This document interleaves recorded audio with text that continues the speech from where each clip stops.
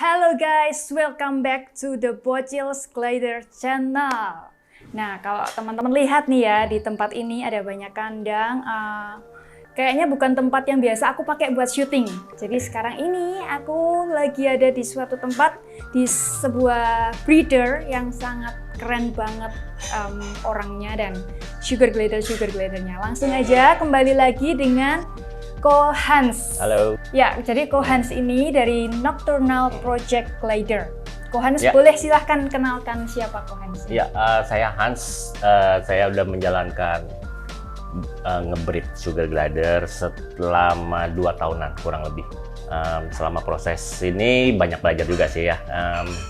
Dari awal pengenalan dari sugar glider sampai cara breedingnya, sampai belajar tentang nutrisinya juga. Saya pelajari selama 2 tahun. Jadi hari ini teman-teman, kita itu lagi mau belajar tentang persilangan sugar glider. Jadi di sini ini udah banyak hasil persilangan ya Ko ya? Udah Lumayan banyak. udah Lumayan berapa ekor yang berhasil di-breed dan Mungkin sudah lebih dari 60 ekor. 60 ekor hasil anakan? Anakan sendiri. Anakan sendiri. Anakan Oke, sendiri. kalau misal ini semua di total ada berapa tuh? Totalnya kurang lebih yang di rumah ini ada sekitar 80, Ha? ada di tempat lain sekitar 40-an. Oke, berarti 120 sugar glider lebih lah ya. Kurang lebih, Kurang lebih lah ya. Oke guys, biar bicaranya ngobrolnya lebih enak, kita duduk aja ya. Nah, kita langsung aja mulai ke persilangan. Jadi di persilangan itu ada banyak banget yang bisa kita pelajari. Ada dominan, resesif, ada head neck. Apa sih itu? Kita langsung tanya ke ahlinya. Silakan Ko Hans. Oh iya, sebelum kita mempelajari persilangan, sebaiknya kita mengenal gen dominan apa dan apa itu gen resesif. Oke, gen dominan itu terdiri dari beberapa jenis sugar glider. Salah satunya adalah gray, white face, dan varian mozaik. Varian mozaik itu banyak banget jenisnya. Contohnya salah satunya Lomosa, yang dimana kadar putihnya itu lebih sedikit. Atau misalkan ada di ekornya, kita bisa sebutnya white tip ya dulunya, cuman sekarang udah masuk ke varian mozaik. Ada juga ringtail. Ringtail itu tahu sendiri, variasinya cukup banyak. Ringtailnya yang rapi, ringtailnya yang hanya cuman 2-3 titik gitu loh. Ada juga yaitu pied ball. Pied ball itu adalah kayak spot berupa bentuk yang emang tidak sempurna di badannya. Ada juga jenis yang namanya platmos, yaitu masuk ke varian mozaik juga ya. Masuk ke varian mozaik ya, platmos. Nah, itu salah satu beberapa dari gen dominannya. Kita langsung juga masuk. Sebelumnya saya tambahin, yang mozaik itu ada juga yang lebih banyak putihnya, yaitu white mozaik. Kalau kita di dunia reptil, kita bisa sebut dia dengan kata high white gitu loh. Seperti itu. Udah gitu kita masuk ke gen selanjutnya, yaitu gen resesif. Apa itu gen resesif? Adalah gen yang terbentuk tidak sengaja. Di alamnya itu cuman albino ya. Oke, kita masuk lagi juga ke tentang apa itu head kepanjangan dari heterozygote ya, kependekannya.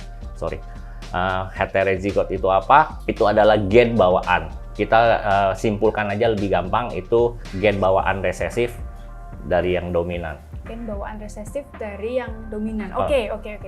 Jadi dominan tapi punya head resesif. Gennya resesif. Betul. Untuk labelannya kita harus melabelkan itu gen dominan head resesif, bukan resesif head dominan. Oh, oke. Jadi yang resesif itu cuman jadi kayak numpang di dalam dominan gitu ya. Betul. Baru bisa Jadi disebut membawa genetik dari orang tuanya. Iya, dan itu udah pasti 100% punya gen resesif Betul. tadi itu. Oke. Dan untuk menciptakan persilangan itu dipastikan parents-nya yang A dan B itu harus sealel. Artinya kalau menciptakan Cremino itu atau menciptakan Leu itu mesti ada kirinya dari mamanya atau papanya, salah satunya mesti membawa genetik. Contoh kita mau meng-creating Cremino genetika ya, kita harus punya resesif dari Cremino dan ibunya juga membawa gen resesif tremino.